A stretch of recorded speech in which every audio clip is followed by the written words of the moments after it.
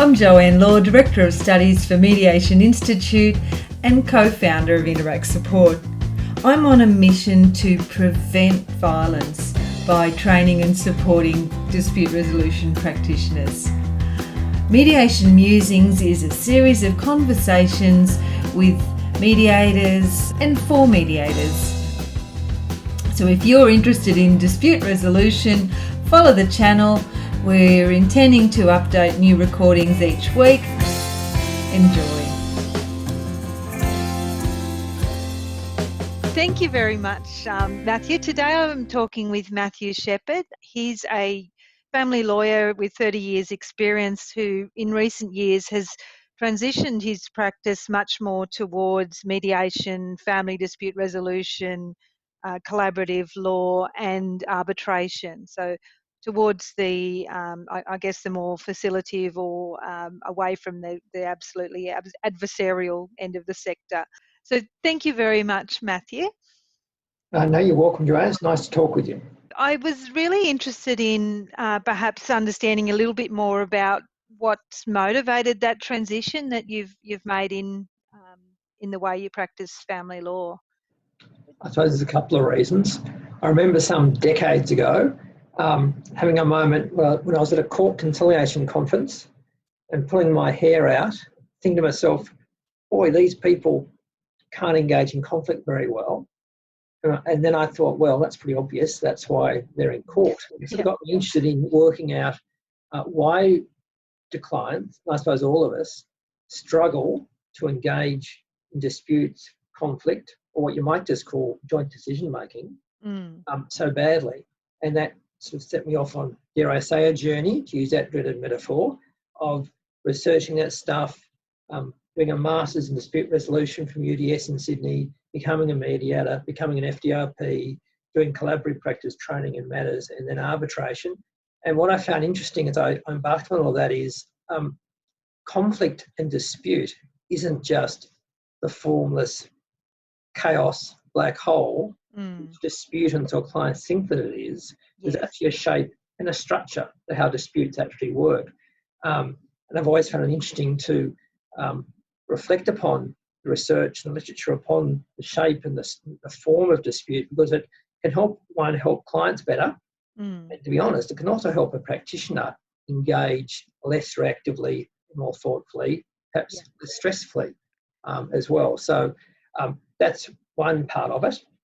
It's also the classic middle-aged lawyers, middle-age crisis, to embark upon mediation. And of course, many of us do the training. And of course, you then face the really hard task, once you get your ticket, to actually, well, there's two hard tasks, it seems to me. One is becoming really good at it. Yeah. And you're going to become really good at it by doing it. And then the catch-22 is getting the work in. Because as you would know, many of your listeners would know, plenty of people do mediation training. To turn that into a viable long-term mediation practice is another challenge in itself. So I suppose I also started transitioning my practice to the usual reasons lawyers do that, because you get sick of having to take sides. Great being a mediator, not having to advocate for someone, not having to take sides, and on one level, not having to take responsibility in a facilitative model, not having to take responsibility for them to reach a decision. And it's easy to say that, even when you keep saying, well, I'm control of the process, they control the outcome. There's always a little bit of frustration and disappointment if they don't reach a group, but I think we're going to let that go. And it's certainly easier if you haven't got a 2 or 3 year relationship with them as you do as a family lawyer going through court. That's right. I can think of matters when I was acting for clients 30 years ago, and I can still remember micro details. What's great about mediation is it all evaporates. Within a couple of weeks, you can't remember a thing about it, which is also very healthy, I think. It's much healthier for us as practitioners.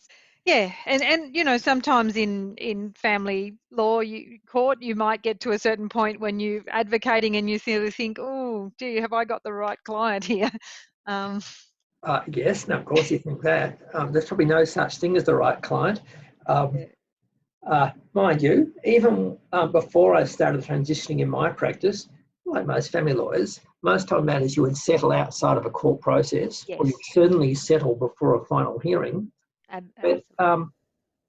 it can still be a fairly torturous pathway to get there, because if as lawyers tend to do, you're framing it all in terms of court outcomes, or you're negotiating or dispute resolving in the shadow of the court, that becomes a fairly exhausting process, and you don't necessarily end up with the best outcomes. No. And so No. there's another part of my interest in what used to be called alternative dispute resolution, but it's really primary dispute resolution, that is, other than going to court, is that the process you use has a big impact upon the quality of the agreements reached. Yes. And the process you use also has a big impact upon how readily those agreements are implemented. Oh, look, absolutely. And actually, before we go on, I wanted to ask you, you mentioned some of the models that you use to help perhaps clients and certainly for yourself to understand the conflict. Are they things like the conflict spiral and those sort of things, or is there a particular model that you find? Oh no, there's various different tools that I use. There's Moore's circular conflict, or his picture of conflict, as he calls it. So I always found that very useful. I find it useful to think in terms of negotiating styles in reference to concern for self versus concern for others. Oh yeah, I use that. That's one where you've got the axis, the vertical axis is concern for self, and the horizontal axis is concern for others. And then you can plot different styles of negotiating: competitive, accommodating, avoidant, cooperative, or collaborative. That's useful. I also find some of these things quite useful to show to clients. Yes. To get them reflecting upon, well, what's my default style? Do I wish to engage that in this particular negotiation or dispute? But it's also useful to think through what's the other person's style likely to be. And again, through the choice of the process you use, you can actually move people around those types of different negotiating styles. So I find all that stuff endlessly interesting. So there's a whole bunch of stuff like that, which once you sort of get in the literature, it's endlessly fascinating, I find. Yeah, oh, look, absolutely, I agree. And I agree that the benefit of using it with clients, particularly if as you're going through, you identify, oh, this client's actually quite avoidant or they're very competitive, and you might need to do some work with them to, help them to understand the benefits for them and for the other party to actually engage. And often people don't think about what they're doing. They just do it. And they don't realise they've got choices. And once you've got choices, then you can start thinking about what's most appropriate in this particular situation. But I think, again, clients, and on one level, they're letting us into their lives at some of the worst, well, at least in the family law practice I have, they're letting us into their lives at some of their worst times. In a sense, we're privileged that they do that with us. And you can understand why they see what they're caught up in. It seems to be a totally unstructured mess. And to give them some tools and structures, it can help them find their way through it. Yeah, absolutely. So, no, I agree. Now, you, I think you're doing a fair bit of lawyer-inclusive mediation or lawyer-assisted, so that you've got... In my practice, most of my work is referred by lawyers. Not all, but most of it is. And of that work, rightly or wrongly, a practice, certainly in Sydney anyway, it is that lawyers attend on most occasions. So not all of my mediations are lawyer-assisted in the sense of lawyers coming along, but a good majority is, yes. Yeah. And are you doing some of the court-referred mediations as well? Well, in Sydney, there's what's called the Family Law Settlement Service, where the court makes referrals to mediation. And to avoid that dance around about, or negotiation, or indeed mediation about what mediator to use, they can use the Law Society as sort of the umpire to list appoint a mediator. Since that scheme was set up in Sydney, and as far as I understand, it doesn't operate in all registries, 4 or 5 years ago, what's been interesting is, and I've got no evidence to back this up, it's purely anecdotal, is that there's been an increase in mediation work in Sydney. That is going to mediation. And in fact, the Family Law Settlement Service is not referring more matters. I think what's happening now is parties, the assistance of their lawyers, are actually just engaging in mediation more. So there has been a shift in Sydney.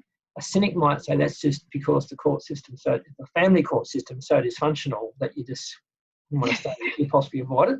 Other people might like to think that there's been a little bit of a cultural shift, at least perhaps over the last 4 or 5 years, where mediation seems to be more the norm rather than the exception. Yeah, no, it'll be interesting to see whether that spreads out, because as far as I'm aware, it's not happening down here in Melbourne, or certainly not to the level that Sydney's happening with I think Judge Harmon driving it, or something. Certainly, but there's other people not far behind him. Yeah. And again, it's been so dysfunctional in Sydney, the court system, that there's just too many customers for the board to deal with. So the more they get rid of, it serves their needs, I suppose. Yeah, no, that's wonderful. So, and how does the arbitration work that you're doing fit into that, or is it totally separate? I suppose it's part of a dispute resolution service that I offer. My personal view is that a facilitative mediation process is preferable.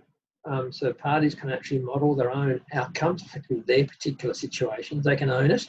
If they own it, theoretically, there's going to be a greater propensity for them to actually facilitate it. And this might be me being a bit paternalistic, I suppose, but people take responsibilities for making those decisions. And it's difficult because it's joint decisions, a joint decision with a person whom, by definition, there's a problem in your relationship. So it's quite a big challenge. However, some people try mediation, they don't reach agreements, or they don't reach full agreements.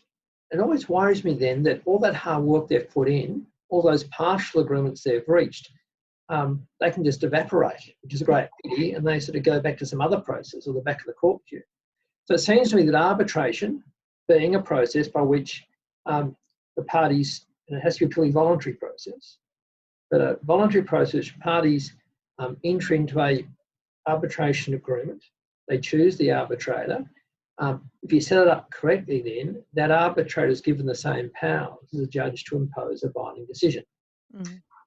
Can be appropriate in some circumstances, which is where, for whatever reason, mediation has failed entirely, or where it's just not suitable, which opens up a whole other question of when a party stood for mediation or not. But maybe we don't get involved in that important discussion right now, or maybe where there's been partial agreements reached. So that instead of those partial agreements and all the hard work evaporating, parties can agree, well, let's just put part of the decision to the arbitrator. So in a family law property context, for example, who gets the house? Are we going to split super? Or is someone to keep all the super and the other person gets more money from somewhere else? And those sort of structural things, part of the agreement could be put to an arbitrator. Or if it just comes down to the percentages and the shape or the package of the settlement can be agreed, then that can be put to an arbitrator and resolved fairly quickly and therefore more efficiently in getting to the back of the court queue. So there's a few situations where a binding arbitration might be an appropriate process. Okay, so for example, they might have decided they're going to sell the house, they're going to liquidate certain assets, keep others, but the percentage of that cash payouts they're still wrangling over. Correct. Or there could be a factual issue as to whether a debt is owing or not, and everything spins around that. So you put part of a dispute to an arbitrator, and that could be resolved reasonably quickly and reasonably cost effectively. Certainly compared to throwing it all back into affidavits and starting again at court. And it's still giving the parties some control. They're getting to choose they're choosing the process. They're choosing the arbitrator. They're choosing. They're engaging to some degree anyway in how the problem is being framed to the arbitrator. And there's lots of research that if people feel it's a fair process, if they've been involved in the design of the process, they might be more accepting of the outcome and therefore more willing to actually influence it. Yeah, and I guess, the fact that it is a binding arbitration agreement rather than a court order that might go to appeal, it gives a bit more finality. It certainly gives them finality. So often clients say, what's the point of doing mediation if there's no guarantee of an outcome? Mm. Arbitration, in a sense, is the reverse. Yes, there will be an outcome. You Yeah. don't have full control over it, but there will be an outcome. Yeah. Having said that, as I said about 5 minutes ago, I still have a preference. Yeah. Maybe it's a paternalistic bias of people taking responsibilities themselves. Yeah. It's an interesting process as a mediator, then who started doing arbitrations. I remember doing my very first arbitration. And about halfway through, I thought, this is pretty easy. I just sit here and listen to these people talking. And I'm used to sitting as a mediator and you have to really engage with people. Yeah. Show empathy and do some rapport building and do some brainstorming with them, all that sort of stuff. It was quite interesting to flip the dynamic around. By getting control about the outcome, you thought it might add to the stress, but it actually doesn't. It actually makes it easier because you don't need to engage with them. It's this, you just sit back passively. I suppose to use a classic sort of adversarial style of decision making. So that was something interesting I learned out of that. Yeah, that you're basically a private judge, I suppose. Yeah, exactly. Yeah. When you've got your arbitrator hat on, and as a result, they're on their best behaviour. They're very nice too. Yeah, I'm sure. Yes, When some mediation clients, I suppose, they don't need to really worry about your thoughts because you've told them, they can make the decision for you. Or maybe they use you more to vent and carry on with it. So the dynamic, how you have the structure of the conversation has a big impact upon the noise. No, look, that's a really interesting perspective to to understand just how important, I suppose, how important the structure is to the way that people show up and respond to it. Just a little reminder for us, I guess. So one of the things that I've noticed or you've indicated is that, it is valuable having that breadth of different services that you can offer, from the point of view of someone entering the industry, but, also continuing in the industry of dispute resolution.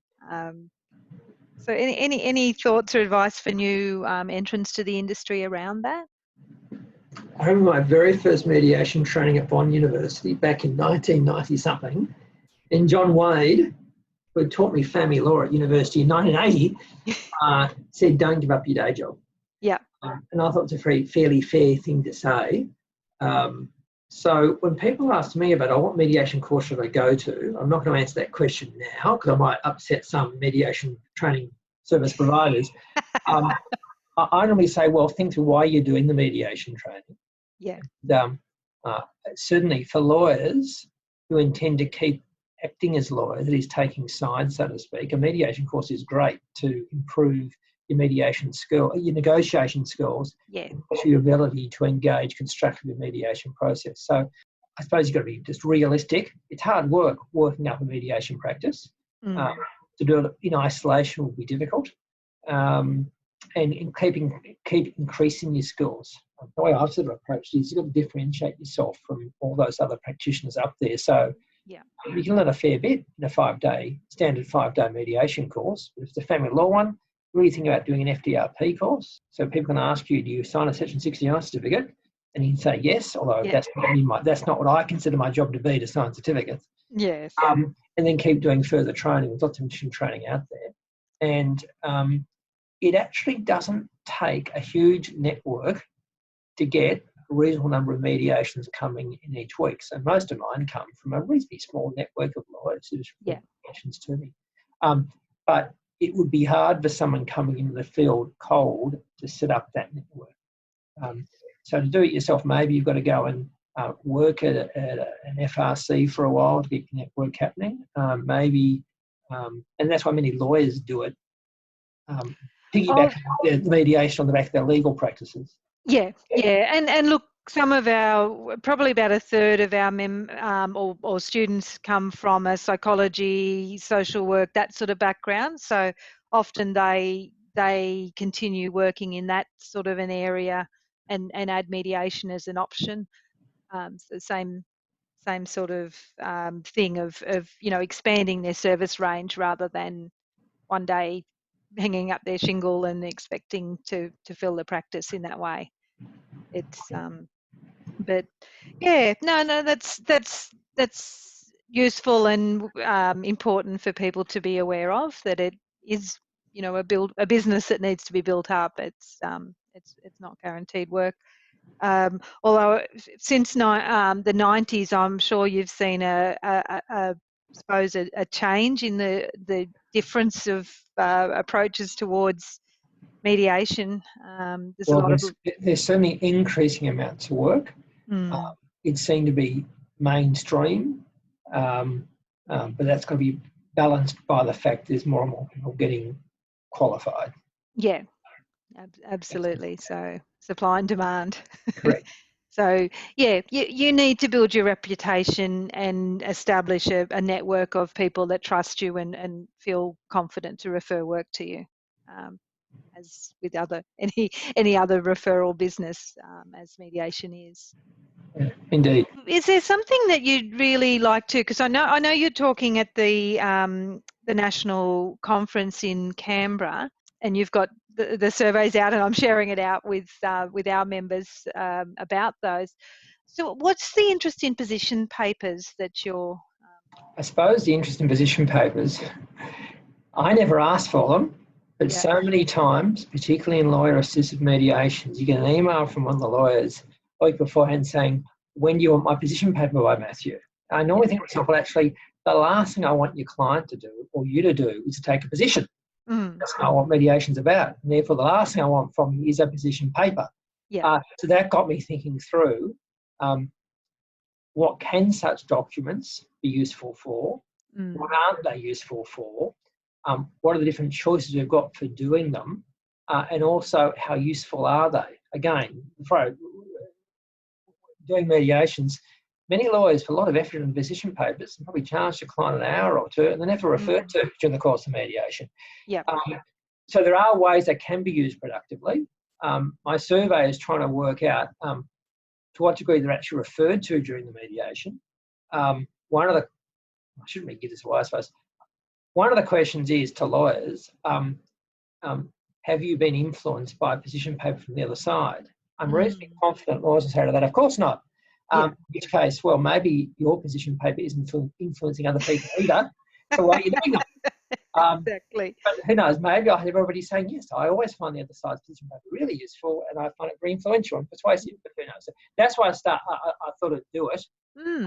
I might be wrong. Maybe they're more productive. So there's different ways they could be used. If it's the device to get clients and lawyers, if it's lawyer assisted, thinking about issues, thinking about options beforehand, thinking about what the other person's concerns might be, that's entirely useful. Whether you need to share it with the other side is another question. If it's being used to keep to get the media up to speed, well, I suppose if that makes them feel better. I don't think it's so important for the mediator, but if parties feel as if the mediator's on top of it because they've heard a bit of a story beforehand, fair enough. If it's going to be for the other side, you've got to think it through very, very carefully. So that's what my interest was, because they're commonly used in some places and commonly not used in other places. So that's what the paper's about. I shouldn't really make my mind up about it till I get all my evidence in. I'll send you a copy once it's done. Be really interesting. So the position paper, you're right. It's kind of absolutely contrary. Now, if it was a Watner Batner paper, that'd be interesting. Well, that's right. And I'm wondering whether just using that name. I mean, people use different terms. The Americans call them mediation briefs. I've heard from English people where it's called an issues paper. There's different, or an issues briefing. So one can sort of wondering if calling them a bit different will it change what people actually do, but also got to think through the usual issues applicable to all mediations. Who's the audience for the paper? And also who's the most important audience member around the table? It's not the mediator. It's not yourself. It's not your own lawyer. It ends up being the other party. And secondly, I suppose, their lawyer, because it's the other party's lawyer who probably has got the most influence upon the other party. Absolutely. I often say to clients, don't be scared of the other lawyer. They're actually your friend or ally, because they're the person who might actually help achieve some of your goals of resolution, and they're the one who is probably got permission from the other party to have that difficult discussion with them. Yeah, because that's probably something that people that aren't doing a lot of lawyer inclusive mightn't realise, that often the job of the lawyer is to convince their own client that it's a good deal and they should accept it. Is that kind of what you're... Often the expectation of spouse A in respect of lawyer for spouse B is that lawyer B is a dreadful person. And I always say to lawyers, well, don't be fazed by that. If you've got low expectations, it's not hard to see past them and seem all right. So you can sort of work with both sides to try and have a more productive discussion and see that things can be more constructive than they often think when they first come in.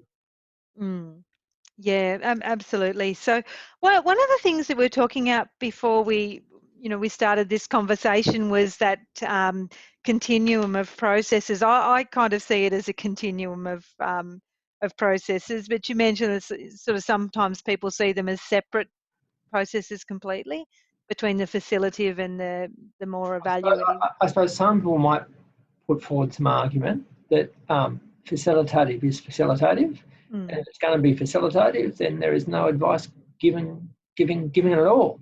Other people might say, no, it's more sort of shades of grey on a continuum. I often, in a lawyer-assisted mediation, people often want me to express a view. I normally try and duck that if I possibly can, and instead say, well, why don't we talk about how you might present your proposals to the other person? So I suppose we usually talk about coaching, I suppose. Yeah. And is that still within the facilitative range? Or if you're starting to give them advice or coaching, I suppose, is how they might want to go about framing a proposal, although you're being totally silent as to the merits of it. Is that facilitative? Would that become a bit of evaluative? Let's go to the process. So I must admit, I think there's been more of a continuum rather than separate silos. Normally, I would try and do a purely facilitative process and avoid expressing a view if at all possible. You often can duck having to do that, but I do any mediation with lawyers coming along. So in a sense, that's evaluative. I'm ducking doing the evaluating, but the lawyers are there doing the process is there too. And I normally say to clients in pre-meetings that, okay, so you both want your lawyers to come along, that's fine. At some stage, I'll initially facilitate a discussion between you two about what your concerns and needs might actually be. But at some stage, I'll throw it to the lawyers and say, what do you two are the lawyers in the room, what sort of factors do you think the party A, party B need to take into account? Now, often they'll answer that question by going to their default courtroom mode and start talking in terms of, well, the balance sheet's this, Matthew, and their contributions are this, and there've been adjustments, section 75(2) like this. And in pre-meetings, I'll say that's what they might do. And what you'll find is they both come up with different outcomes. That's interesting, isn't it? I'm wondering why that's the case. The subtext being, well, maybe one of them both don't know what they're talking about because you're a very good lawyer, so that won't be the case with you.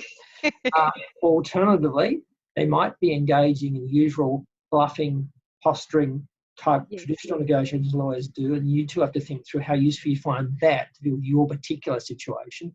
Or thirdly, they may not agree because it's family law and there's a broad range of discretion. And at the end of the day, when they give you advice, they're not really telling you what's fair and reasonable. All they're telling you is what a court might do. And based on the information that you've given them. But even then, as you'd be aware, Joanne, courts can only do certain things. And my experience has been that two motivated, focused spouses with some decent professional support can actually come up with better outcomes than what a judge could actually do. So I always think, okay, well, I'll give the lawyers an opportunity to talk about possible court-determined outcomes. They won't agree, so don't be too worried about that. But isn't that just the baseline? Aren't we here to try and work out how much better we can do than the baseline of a court-determined outcome? That normally relaxes spouses a bit and gets a bit more constructive. Yeah, absolutely, because sometimes what gets lost in all of this is that we're talking about their stuff, their money and their children. You know, And the way so in which lawyers go about trying to persuade each other through this sort of default courtroom type submission, it often has absolutely no traction or resonance with the parties at all. no, And it's forgetting, and it's understandable, but the lawyer's losing track of who is the audience, who is the decision maker. It's not a judge. The way you go about persuading a judge, it's going to be quite different. You go about persuading the people who actually know about the situation, and are personally affected by it. Yeah, absolutely. Because long after you've gone on to your next clients, they have to live with the consequences of the decisions that are made. I always find it interesting that either in an actual courtroom or where we're using the courtroom as some sort of reference point for possible outcomes, the decision maker, this judicial decision maker, is the person in the room who knows the least about the part situation. Yeah. Because the rules of evidence are all about keeping information away from the judge. Yeah.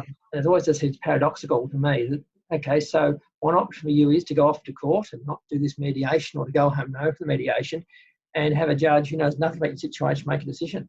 Or even a parenting dispute, someone who's never going to meet your children, who doesn't love them, who knows nothing about them. You'd rather them make a decision than you and the other parent, who are the two real experts on the children. Yeah, and look, I think there's a naivety that people have, certainly when they start out in family law, which is often when they're deciding they don't want to use mediation. They think they're going to go to court and the kind and wise judge is going to, understand them and find in their favour.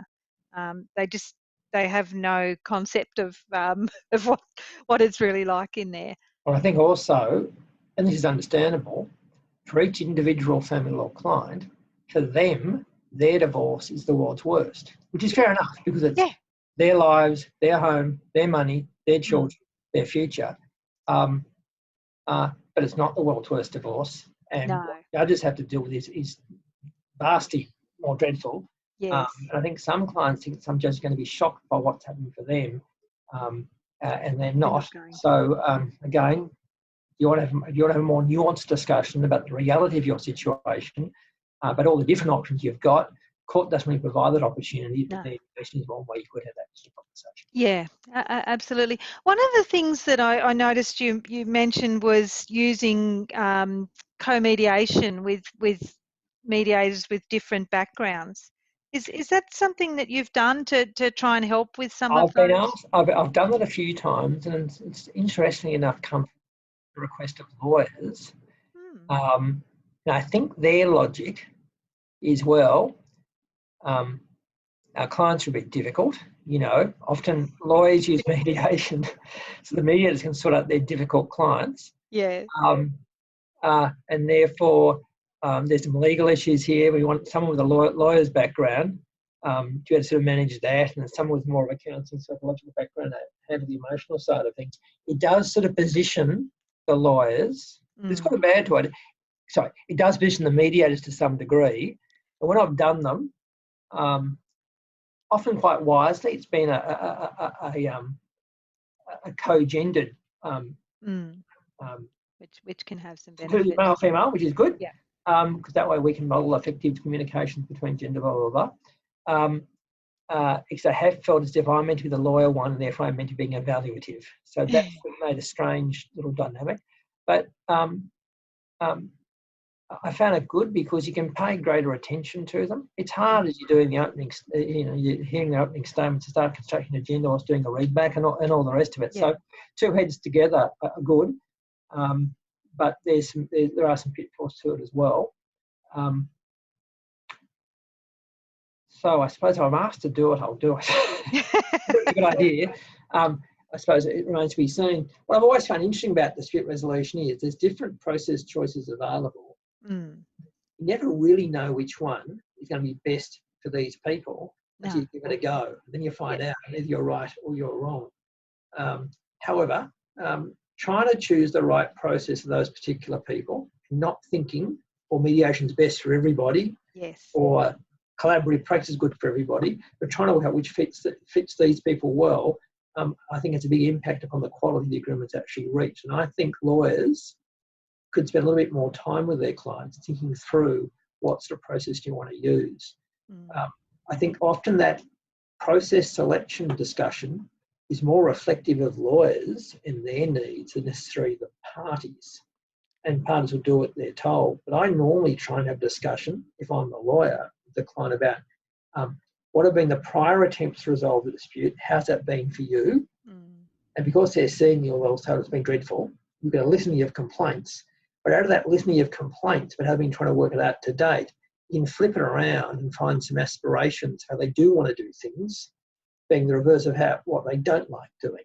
Yeah. I think we need to be working out what's their motivation for doing it and ride their skirt tails rather than a lawyer saying this is how you should do it. Yeah, look, I completely agree. You know, we as mediators, we need to be not become religious about it, and you know, it's the panacea of all ills. Obviously, it's not. It's a really good process for the right type of clients. And I suppose it feeds back in one of your earlier points you raised in terms of court-referred mediation. And the big dynamic it makes, whether it's mandatory or voluntary, it's a fairly sort of common issue in the literature. But I normally say, even where it's court-referred and there is some degree of compulsion involved, well, all you have to do is come here. You don't have to engage. You don't have to stay. Do you want to stay? And if they'll stay, they're sending a strong message to each other. They want to sort something out. Yeah. And I also find it useful if you hit an impasse towards the other end of the process, not to say you've got to keep it this, the door's locked, but you want to keep going at this. And if they've hit an impasse, I'll stay a bit longer. And again, they're sending a strong message to each other. Yeah, and look, I find that the better mediators do that. They even when people have to be there, they do everything they can to also make sure that they want to, or they acknowledge that they do want to resolve the issues, because it's a much more powerful place than thinking your partner across the table is just there because they're forced to be there. That's right. In fact, I don't really ask for opening statements anymore from parties. What I normally ask for after my opening statement about confidentiality and neutrality and all that stuff is why have you chosen to do mediation when there's other processes you could use? Oh, nice. So hopefully they'll say things like, I don't want to go to court, I want to save money, I want to do it amicably, blah, blah, blah, blah. And I do a careful read back of that. Yeah. Just so I can do a direct read back at that point. But so during the rest of the day, I can keep saying, well, that's interesting. Started back at 10 o'clock and I look at my notebook and say, you said to me, and I think the words you used were, you not go to court and you want to save money. So you got to keep pulling them back to that. But remind them. And that's not to be flippant or laugh at them. It's hard work doing what they're doing. Oh, absolutely. Just to remind them of what their aspirations were, because they can forget about it. Yeah, it can get lost in the frustration of the particularly when you think they're both saying similar things. Sometimes you look and you think you're saying the same thing with just slightly different words, and you have to reflect back till they can see that. But no, that's wonderful. I think it gives us a really good idea of the span and sort of scope of the options that are available. And there's early neutral evaluation and all sorts of there's other processes as well. So I think what any mediators out there that aren't aware of all of the options and the people that can provide other services in their area, need to have a look around. And perhaps not see each other as competitors, but look at where are the synergies and the the next step processes for their clients. I know, indeed, Joanne. So look, I'm aware of time. Are there any final comments or anything you'd like people to as a takeaway reflection? Well, I suppose that I always feel doing mediation work and dispute resolution work is endlessly interesting. It's great fun. I know that sounds a bit flippant. I'm not really trying to make fun of other people's problems, but it's a great area to work in because it's an intersection of a whole bunch of things. There's some law there, there's a lot of psychology there, there's some sociology there, there's gender studies, there's a whole bunch of stuff happening there. It's never boring. No. So that's why I sort of feel privileged to do it. That it's endlessly interesting. And I sometimes think is when clients are spilling their guts to you, why are they giving me the privilege to hearing all of this stuff? Yeah. And what I've also found interesting is a lot of these skills, they're not, there's the mediator skills, they're not really intuitive, intrinsic ones. I'm a bloke, I'm middle-aged, I'm a lawyer, so I claim no great intrinsic empathy. Yeah. You just do all that active listening stuff and it works. It's a process.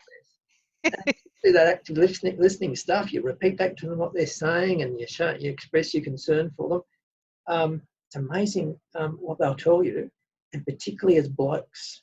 Yeah. Sometimes they turn up in my office, there's a mediator, and it might be the first time they've really had that discussion. Again, that's part of, I suppose, the privilege of doing this stuff. They're letting you do that. And also the fact that it's endlessly interesting. So I'm glad I don't do conveyancing, Joanne. No, it's nowhere near as interesting as mediation. I'd agree.